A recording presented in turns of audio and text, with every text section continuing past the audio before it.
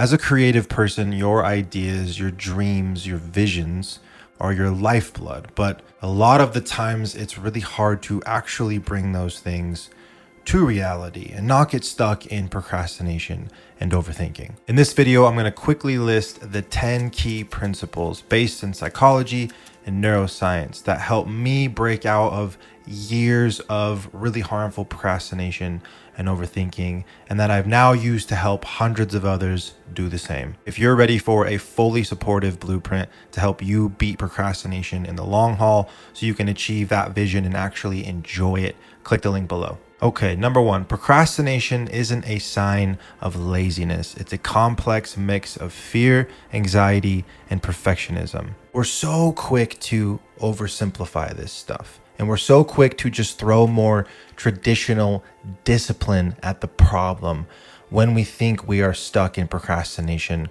or overthinking. When fundamentally, procrastination is a behavioral and chemical issue. And there's a lot of identity game that goes on when we're facing change that will bring forward a challenge to our current identity. And here's where it's really weird is it doesn't matter if it's good change or bad change. It's just change. It's just unknown. And everything in you wants to retain what's currently going on. So breaking out of these cycles can be really fucking difficult. Number two, an ambitious creator often makes things harder. The psychological drama within your self-identity, within you kind of interfacing with your potential and dealing with the gap between where you are and where you want to be. Within that, there's a lot of juiciness. There's a lot of stuff that you want to squeeze more out of in order to make your narrative more interesting. So in order to kind of cannibalize your experiences, to have more things to stand on, you end up self-sabotaging in ways that you may not even recognize. Yes, you do this. We all do this. Number three, your brain craves anticipation over completion, often fueling procrastination. God, that's a hell of a sentence. I won't get too sciencey, but there's a really large limbic system in your brain that the research shows lights the fuck up when you are anticipating something, when you are thinking about something and moving towards something. And we don't talk about this in terms of creative resistance, especially when we're in cycles of stuckness. We are actually being highly gratified and highly rewarded for actually just thinking about the thing, actually holding something in your hand. The actual satiation of a reward chemically is less rewarded than the anticipation. God, what do we do? Think about ordering a package. You waiting for the package on the doorstep is usually way more satisfying and exciting than when it arrives. After it arrives, you open the thing, you have the thing, it's kind of over. Foreplay, hunger, visions, dreams, fantasies, that amp for what is to come is a very powerful chemical thing in our brain that we have to recognize when it comes to overcoming procrastination and overthinking. Number four, delaying creative action usually stems from the fear of being judged or ignored. Procrastination for a creator in the modern world is much worse than it was 30, 40, 50, 100 years ago. Everything we do now is subject to such extreme visibility. All of the fundamentals, all the building blocks of all the things that we have to set up are all designed for maximum exposure. So if you succeed, it's in public. And if you fail and get ignored, it's in public. Or at least it feels that way because how heavily mediated we are by all these screens. It doesn't matter if you want to be an actor or a rock star or have a dental office.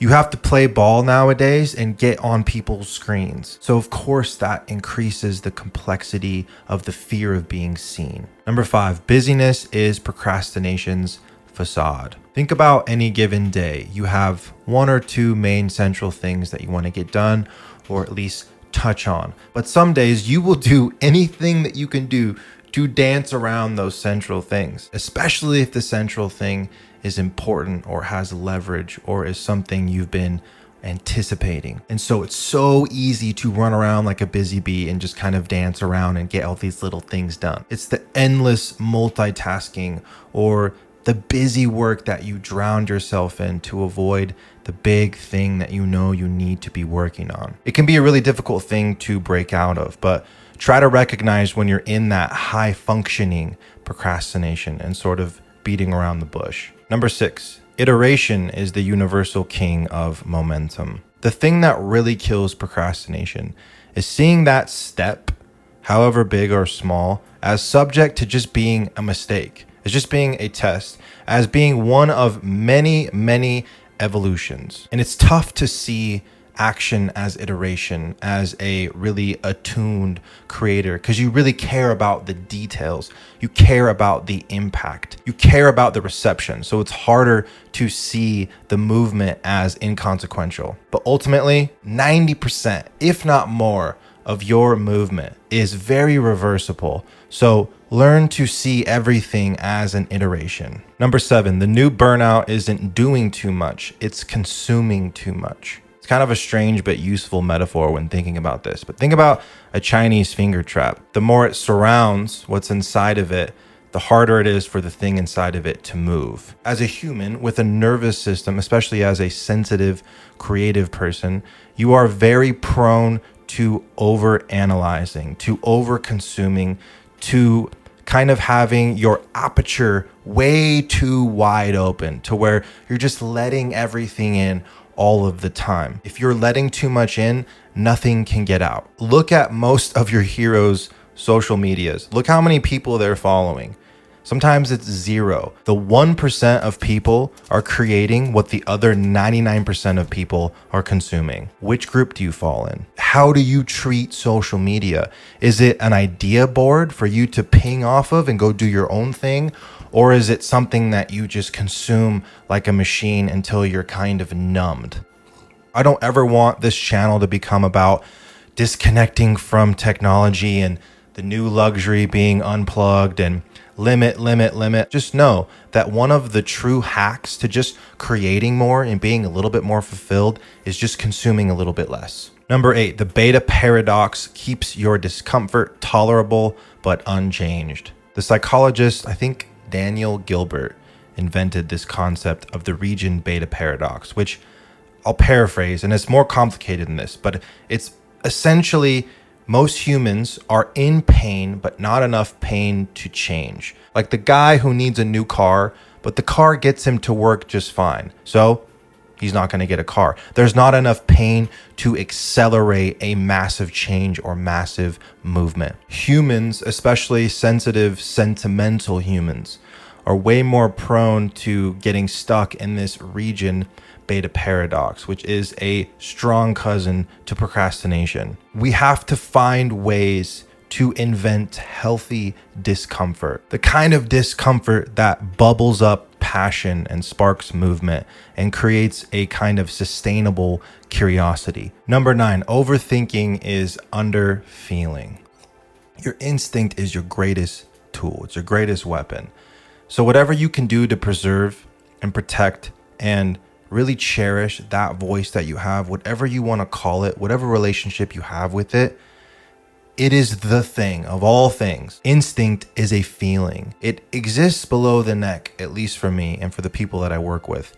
It's a very common thread, is like when you are overthinking, you're just kind of stuck up here. So find ways to get into your body and to listen for signals that exist below the neck. It's not so much about overutilizing your thought process. Again, it's underutilizing the other dimensions of your intelligence that know what to do. Number 10, traditional discipline isn't what sustainably beats procrastination. The sort of shame-fueled macho motivation discipline passed on to us from coaches and father figures and dead Greek stoics and ex-military people and really disciplined athletes, it doesn't work in the long run for creators. It handles some of the housekeeping, of course, the simple things you need to do to live day to day and kind of take care of the ones and zeros. But what a creator needs to sustainably beat procrastination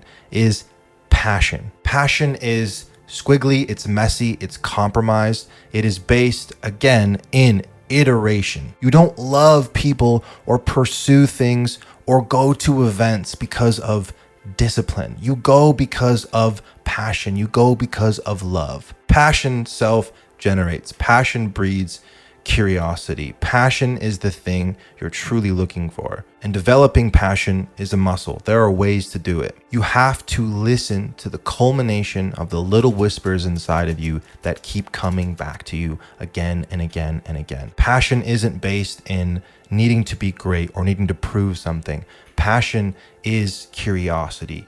It pulls you into the thing kind of effortlessly, and it doesn't go away. And that's it. Those are the 10 key principles to understand and to utilize when it comes to beating this creator procrastination, this overthinking. If you're ready for that fully supportive, strategic blueprint to help you beat this stuff in the long run, click the link below, watch this video next, and as always, I believe in you.